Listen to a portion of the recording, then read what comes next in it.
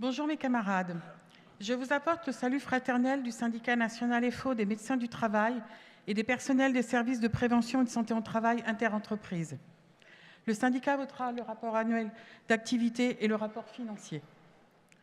Aujourd'hui, nous voulons porter haut et fort la voix des millions de salariés concernés par les évolutions majeures en matière de prévention et de santé au travail. La mise en œuvre de la loi issue de l'ANI du 9 décembre 2020 marque une étape importante dans la prévention et la santé au travail.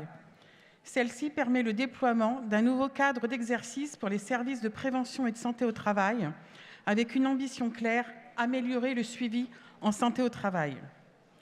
Malheureusement, ces bonnes intentions rencontrent des difficultés de mise en œuvre. Les services peinent à assurer leur mission, notamment du fait d'une démographie médicale déclinante en santé au travail. Face aux enjeux importants de la prévention et de la santé au travail, le ministère mène une réflexion sur plusieurs points, dont certains attirent notre attention et nous imposent une vigilance. Le premier point qui attire notre attention est le resserrement des critères d'éligibilité à la visite de reprise. Aujourd'hui, un salarié en arrêt pour maladie professionnelle bénéficie d'une visite de reprise sans condition de durée. Demain, il faudrait un arrêt d'au moins 30 jours.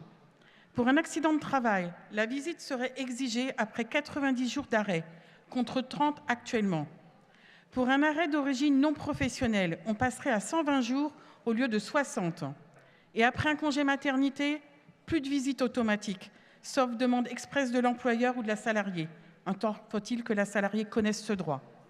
Et tout cela sous prétexte de pénurie médicale. Mais nous refusons que la pénurie devienne un alibi pour affaiblir les droits des salariés.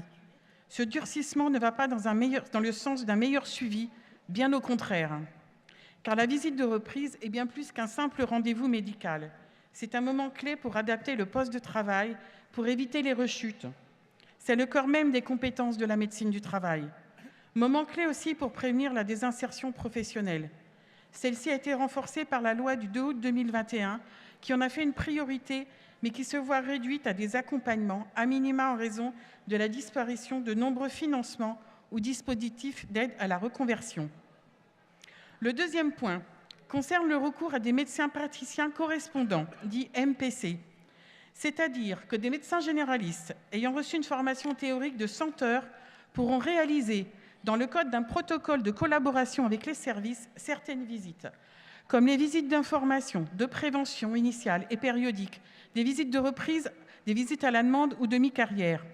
Actuellement, lorsqu'un médecin souhaite acquérir la qualification de médecin du travail en plus de celle qu'il a déjà, il doit suivre une formation universitaire de 4 ans. Sans dénigrer les compétences individuelles du médecin praticien correspondant, que valent 100 heures de formation au regard des 4 ans de spécialisation du médecin du travail? Les salariés n'ont-ils pas le droit à une égalité de traitement dans la prévention et de leur santé au travail? De plus, ces médecins praticiens correspondants ne font pas partie d'équipes pluridisciplinaires et n'ont pas accès aux locaux des entreprises et donc aux situations réelles de travail. Rappelons que le médecin du travail est le seul salarié protégé qu'on ne peut empêcher d'entrer dans une entreprise. Comment, dans ces conditions, les médecins praticiens correspondants pourraient-ils assurer pleinement leur mission? Et comment vont-ils absorber les demandes issues de la médecine générale et celles de la santé au travail, alors que la pénurie médicale les touche aussi pleinement? Nous sommes donc défavorables au déploiement de ces protocoles. Troisième point, l'intelligence artificielle. Nous n'y sommes pas opposés, mais à une condition, que l'IA reste l'outil au service des professionnels pour les aider à remplir leur mission et non pour les remplacer et pour confier des pans entiers de la prévention et de la santé du travail à des IA. Ces technologies manipulent des données sensibles, ont un impact sur les conditions de travail. Elles doivent donc respecter le RGPD, le Code du travail et l'IA Act européen. Et nous le rappelons, toute mise en œuvre d'un outil concernant de l'IA doit faire l'objet d'une consultation du CSE. C'est la loi et les tribunaux l'ont confirmé. L'IA à haut risque doit être encadrée, supervisée, contrôlée et les utilisateurs doivent être formés. C'est une obligation, restons vigilants.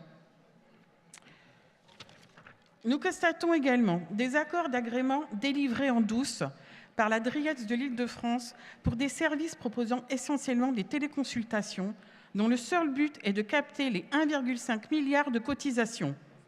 Un autre point inquiétant est que ces services sont créés par des mutuelles et des assurances, avec un risque d'ubérisation dans la profession et de dilution du secret médical. Nous vous laissons deviner les dérives et les risques que cela peut engendrer pour les salariés qui y seront suivis. Toutes ces dispositions ne doivent pas conduire à une dégradation du suivi des salariés. Nous demandons un principe simple, la protection des travailleurs. Mais, comme si tout cela ne suffisait pas, la lettre de mission confiée à l'IGAS vient ajouter un nouveau coût à nos services et à l'ensemble de la santé au travail. Sous couvert d'évaluation, elle interroge une nouvelle fois la légitimité des services, leur gouvernance et leur financement. C'est une remise en cause de notre rôle, de notre utilité et plus largement de l'esprit de la prévention. Notre légitimité, nous la tirons de notre engagement, de notre expertise et de notre attachement indéfectible à la défense des salariés et à leur santé au travail. Face à toutes ces attaques répétées, nous devons rester unis, solidaires et déterminés au sein de Force ouvrière, car c'est ensemble que nous ferons vivre et respecter notre mission, protéger la santé des travailleurs avec un accompagnement pluridisciplinaire digne à chaque étape de leur parcours professionnel.